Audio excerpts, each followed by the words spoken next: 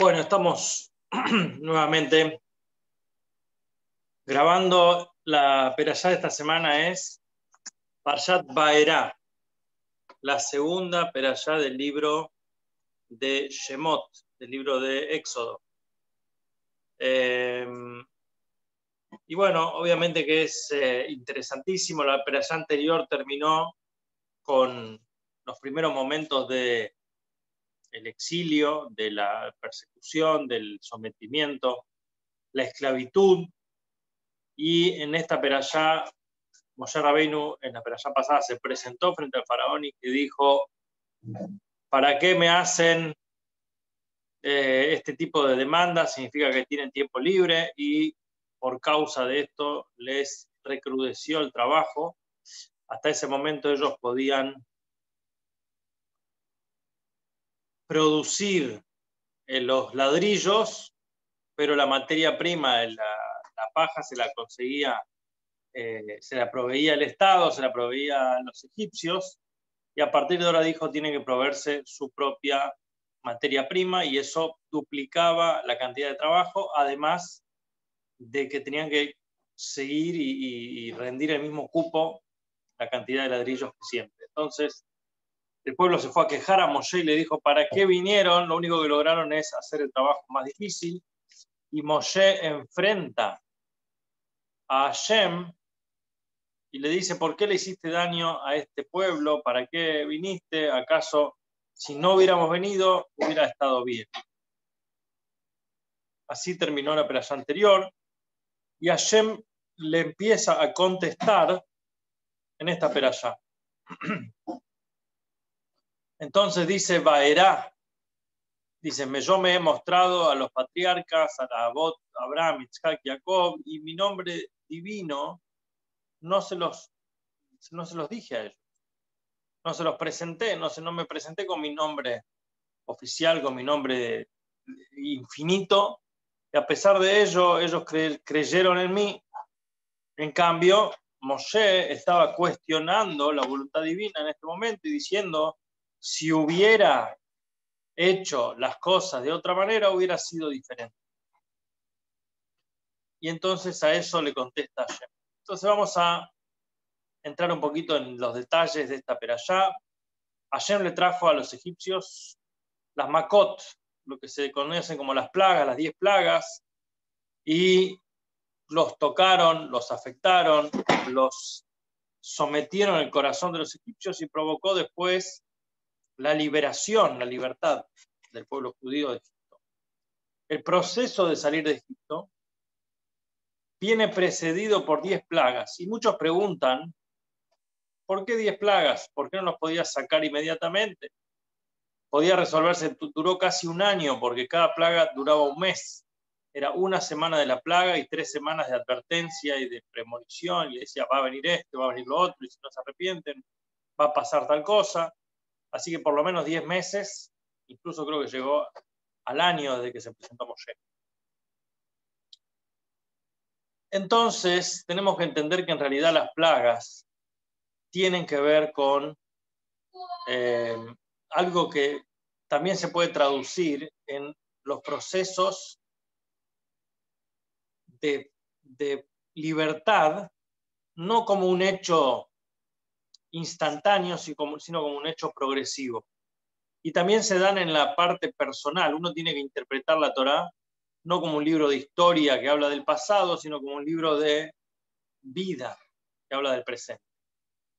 Entonces, así como los esclavos, como el pueblo judío, nuestros antepasados fueron esclavos en Egipto, literalmente, trabajos forzados, el alma divina es el esclavo del faraón, del Yetzer Hará, del instinto animal, del mal instinto que tiene la persona, que la somete y la hace trabajar y la confina. Es como un prisionero, está cautivo.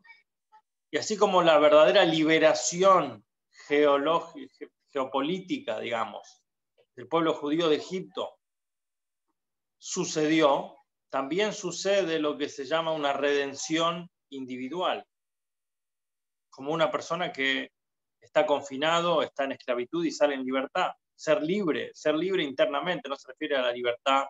Hoy podemos estar en 4 paredes, o en la oficina, o en el trabajo, o en la vida, y nadie nos está encarcelando, pero no somos libres. No somos personas libres, felices, que han podido trascender. Entonces, así como el alma divina está confinada, así como en Egipto fueron libres a través de las 10 plagas, así también tenemos que poder un poquito de interpretar cómo se aplican las 10 plagas en el día a día de uno. Cómo sometemos al Yetzer Hará, al faraón, a nuestros impulsos, a nuestro instinto animal, con 10 plagas. Entonces, y esto era la preparación para recibir la Torá y cumplir la Torá. Entonces también el proceso de liberación y de redención tiene que darse con uno para poder ser libre y poder entregarse y recibir la Torá como en el monte Sinai, recibir la Torá en su corazón individualmente. Ahora, si las plagas que trajo Hashem sobre Egipto eran para someterlos y para sacar al pueblo de Mitzrayim, las plagas que trajo, aquellas, ¿cómo se traduce esa cuestión de las plagas en el alma de cada uno y la libertad que tiene que tener cada uno? Las primeras 2 plagas, que son las que citan en nuestra perashá, en la lectura de Torá de hoy, la que se lee correspondiente al día miércoles, Yom Revi'i, la 4ª aliyá, habla de 2 plagas. Una plaga conocida, la primera de todas, la sangre. El río Nilo, uno de los ríos más importantes del mundo, mucho más en aquellas épocas donde iniciaban la agricultura, no tenían la tecnología que tenemos hoy, y a diferencia, por ejemplo, de la tierra de Canaán, actual tierra de Israel, y el resto de las tierras de la zona, habría que esperar la lluvia. Había que sembrar, arar, sembrar y rezar para que llueva. Y si era un clima seco o una temporada de sequía, los campos estaban secos y la gente se moría de hambre. La gente pasaba hambruna. Egipto era una excepción y se convirtió en potencia, en la superpotencia mundial. Lo vimos también reflejado en la historia de Yosef, que fue el gran administrador y acumulador de riquezas inimaginables para Egipto. Las tierras fueron vendidas por comida, los cuerpos, los animales, todo fue entregado al estado del faraón para obtener comida. ¿Cómo era todo el sistema de riego de Egipto? A través del río Nilo. Entonces el río Nilo tenía un estatus de divinidad. Ellos le rezaban al río Nilo. Y acá estamos hablando no solamente que las aguas del río Nilo se transformaron en sangre, sino también los canales, las canaletas, los estanques, los vericuetos, incluso la Torá dice en las piedras, y Rashi traduce en las botellas, en las vasijas de piedra, las vasijas de madera, las vasijas de arcilla, todo el H2O, todo el agua se transformó en líquido sangre. Y las aguas, ¿qué es lo que representa el agua en general? El agua es lo que apaga el fuego. ¿Qué es lo que apaga el fuego? La frialdad. Entonces, alguien con mucha agua es alguien que está apagado, alguien que está enfriado. El agua representa el frío. Uno puede hervir las aguas, pero en general el agua es lo que enfría las cosas. El agua del motor de un auto es el que enfría el motor, que no caliente. Y así sucesivamente. ¿Qué representa el frío en la vida de una persona? La falta de pasión, la indiferencia, la apatía, la frialdad, eso es el frío. En cambio, sangre, esto es obvio, sangre es pasión, sangre es corazón, sangre es hervor, ardor. Cuando alguien dice, es un pacto de sangre, un vínculo de sangre, lo llevo en la sangre, somos hermanos de sangre, es algo poderoso, cálido, vital. Y en el golpe, en la plaga de la sangre, todas las aguas frías, indiferentes, insípidas, incoloras, inoloras, se transformaron en líquido vital, en sangre. Y esto representa transformar el frío en calor. Es difícil apasionar a alguien, es difícil transmitir pasión a una persona que está fría, a una persona que está congelada. En cambio, cuando uno logra hacerlo, es realmente cuando esto se vive. Uno puede encenderle el corazón a otro, llenarlo de sangre, llenarlo de identidad, llenarlo de propósito vital. Eso es transformar el río de agua en un río de sangre. Entonces, esta es la representación. Golpear al Egipto donde más le duele. Uno de los peores síntomas, síndromes de estas épocas es la frialdad. Sí, no me cambia, no me interesa, no me llama la atención, no lo vivo con entusiasmo. Soy judío hasta ahí, soy judío, pero es una cosa más en mi vida. Y de repente ese río de frialdad lo llenás con sangre, lo llenás con pasión, con calor, con corazón. Eso es darle un golpe al Yetzer Hará, al instinto animal.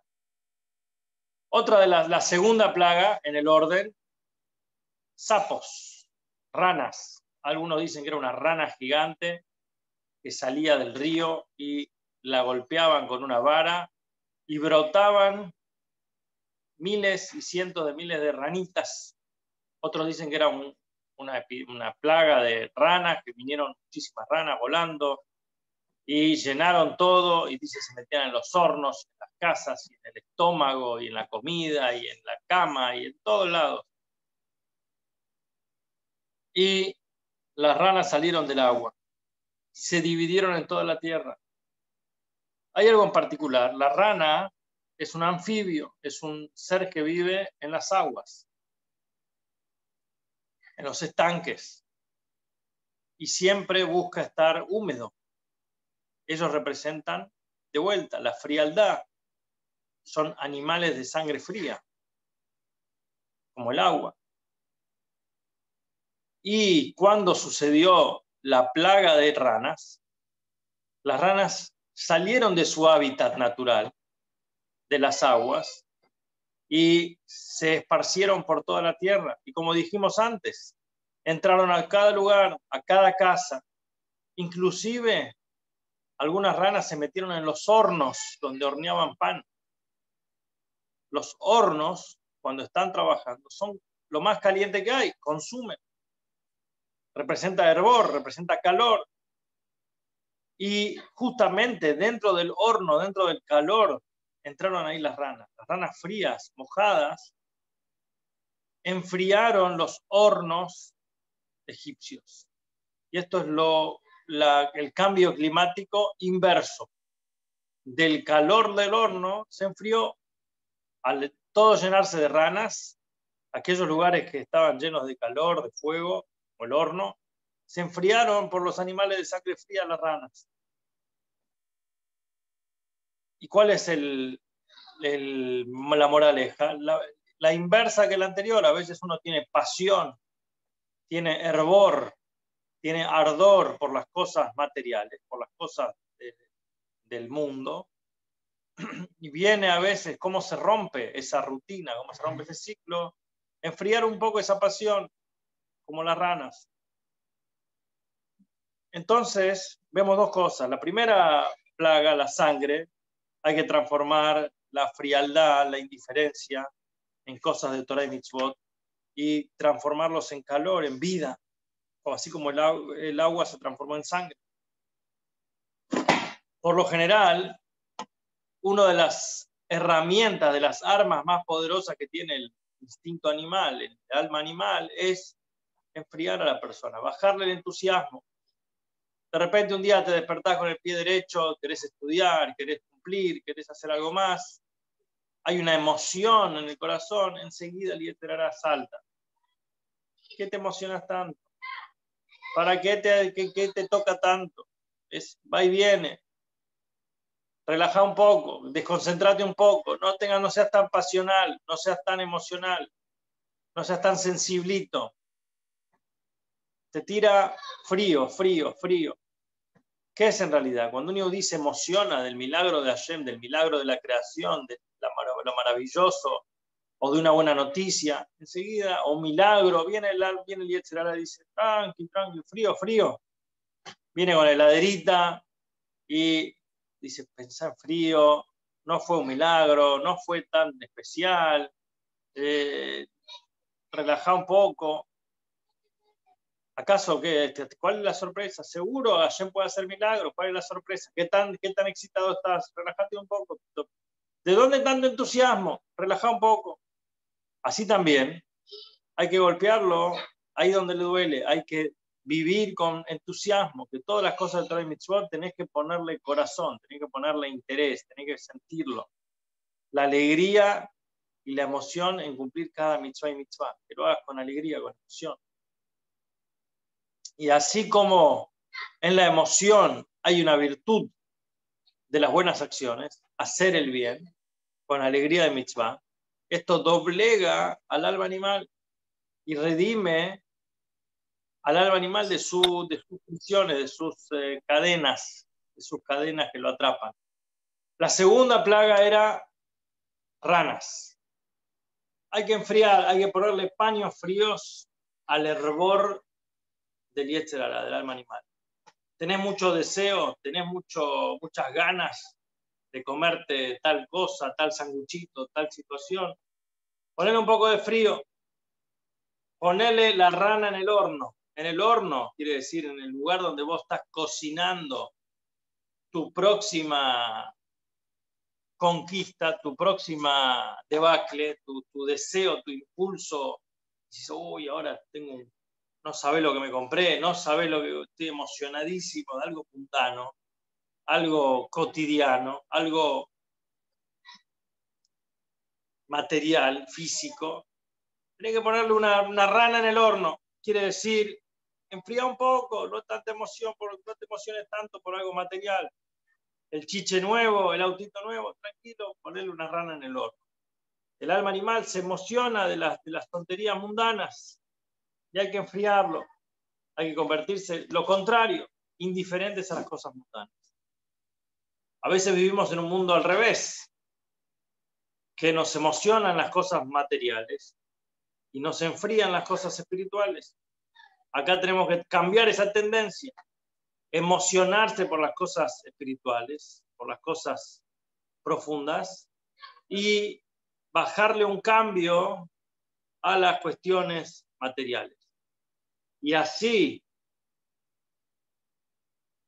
como cuando uno le baja ese entusiasmo, esa fuerza en las cosas materiales, que es, en otras palabras, aléjate del mal, surmerá, aléjate del mal, al abandonar el deseo, el impulso tan visceral, tan primitivo, y ignorarlo, hacerse indiferente. Y esto nos doblega, esto nos convence y esto redime también al alma de su prisión en este mundo material. Y también tenemos las dos cuestiones que son la base de todo el servicio divino. Por un lado decimos la persona tenés que hacer el bien. Esto quiere decir generar cosas positivas. En el mundo vinimos a generar positivo, actuar, activar, mover, emocionarse, entusiasmarse. Y por eso hay 248 mitzvot positivas. Ponete tefilim, prende las velas de Shabbat, hace esto, hace lo otro, hace acción. Y hay 365 mitzvot negativas, quiere decir, no hagas esto, no hagas lo otro. Ponete restricción, frenos, filtros. Tenés mucha emoción, tenés mucho deseo, ponerle un filtro, ponerle un freno, baja un cambio, enfría un poco, ponerle paño frío a la situación. ¿Estás enojado? ¿Estás furioso? Relaja un poco. ¿Estás con mucho deseo? Andate un baño de agua fría, relájate un poco. ¿Tenés ganas de comer? Aguantá, doblegá, no te dejes llevar, ponerle las ranas, sangre fría. Cada día hay que salir de Mitzrayim, hay que salir de Egipto. Primero, hacer el bien. Aumentar entusiasmo. Alegría, entusiasmo, cumplir la mitzvot, buscar mitzvot para cumplir que te gusten, que te llenen, que te emocionen, que te den sentido, que te den un propósito. Pero después de eso, a través del segundo paso es alejarte del mal, distanciarse de las cosas que te contaminan, de las cosas que te hacen mal. Hay que saber usar. Todo es una herramienta. Todo sirve como herramienta para servir a Hashem. La indiferencia es una herramienta muy potente para no dejarse convencer por las pasiones del mundo. El entusiasmo, la pasión es una herramienta muy poderosa para poder vincularse y conectarse con Hashem. Cada una ubicada en su momento y en su lugar es lo máximo. Y por eso poder después dosificar el placer en las cosas mundanas. Bueno, esta es una de las primeras explicaciones sobre algo muy general, muy chiquito sobre las perashot, sobre la perashá. Y también otra de las cosas que me gustaría compartir es lo siguiente. Habíamos preguntado sobre esto de que Moshe Rabbeinu consulta y cuestiona a Hashem y dice, ¿por qué pasó esto? ¿Por qué le pasó esto? Y entonces hay algo muy interesante.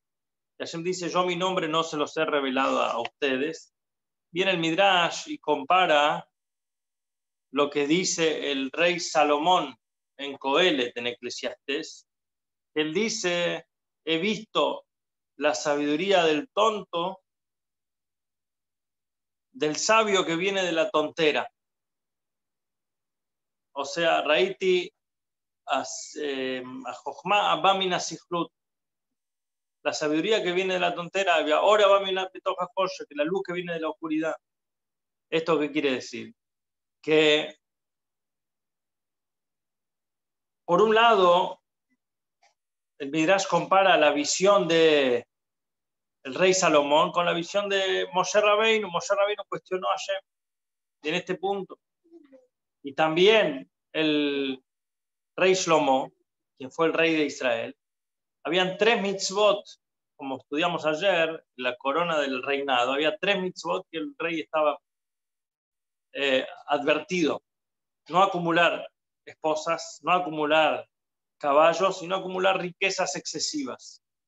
Pero el rey Salomón, rey Shlomo Amelech, era el hombre más sabio de toda la tierra. Y él dijo, eso se aplica a aquellos que no lo saben, pero yo que me las sé todas. Entonces, no debo estar en el mismo parámetro, voy a poder dominarme, no me va a sobrellevar.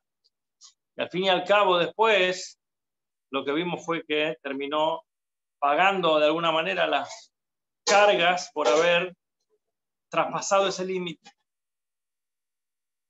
Entonces, un poquito la idea es esta, de dominar, poner paño frío, trabajar con uno mismo y poder ver. Y este es el título de la perashá. La perashá tiene que ver con ver, mostrar y ver. A ellos no les revelé. Baerá quiere decir con ver.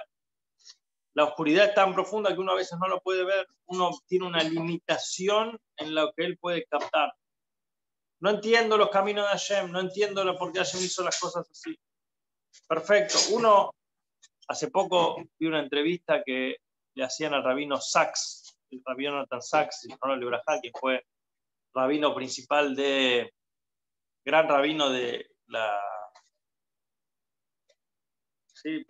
Gran Bretaña, y el United Kingdom, Reino Unido, y justamente le decían sobre la pregunta ¿por qué le pasa cosas negativas, cosas malas a gente buena? Entonces una explicación que uno dice, bueno, dice uno no tiene la capacidad infinita de comprender los destinos, por eso uno a veces no puede comprender por qué esas cosas pasan. Pero él dijo un detalle, no solamente que no podemos comprender, no debemos comprender. La base de la sabiduría es la humildad de que uno sepa que no va a saberlo nunca. Tenés que saber que no vas a saberlo nunca. ¿Por qué? No solamente por una cuestión de déficit, no solamente por una cuestión de limitación, porque tu tarea es exigir. Tu tarea es pedir que esto cambie. Cuando la persona ve algo, estás seguro de lo que vio. Si escuchaste algo, te pueden convencer que no fue así, o si lo leíste en algún lugar pero no lo viste, podés dudarlo, el escrito era una mentira, la palabra que me dijeron era una mentira, pero cuando vos viste algo, nadie te va a mover de ahí. Y esto es lo que dice acá, recordar a Hashem, Baerá, me mostré, verlo dentro del mundo, verlo dentro de la oscuridad. Entonces así poder servir a Hashem y que no te debilite. Todo esto es una enseñanza que la Torá nos trae para nosotros. Moshe en realidad tenía un argumento y él dijo, ¿por qué le hiciste un daño? Nosotros tenemos que completar el galut y acostumbrarnos, si puede ser que se puede estudiar con Torah y cumplir mitzvot, también en el galut, pero en esta situación tenemos que exigir por qué le hiciste un daño al pueblo, por qué pasan estas cosas. No tenemos que conformarnos con saber que Hashem sabe lo que hace. Tenemos que exigir, queremos un cambio, queremos una redención, queremos el momento de libertad. Y junto con esto, con una emuná completa, seguir sirviendo a Hashem. Tenemos que vivir con la dualidad. Por un lado, exigir y preguntar. Y por otro lado, estar convencidos que todo está siendo manejado por Hashem y que Él sabe lo que hace. Entonces, cuando hay humildad, se puede hacer las dos cosas en simultáneo. Se puede servir a Hashem con fe completa, de una manera que uno ve y uno está convencido de que todo lo que hace Hashem, todo lo que pasa es de Hashem. Y al mismo tiempo, tenemos que exigir y pedir con toda la fuerza por qué pasan estas cosas. Queremos un resultado visible, definitivo y mejor. Bueno, hasta acá la perashá, cortito.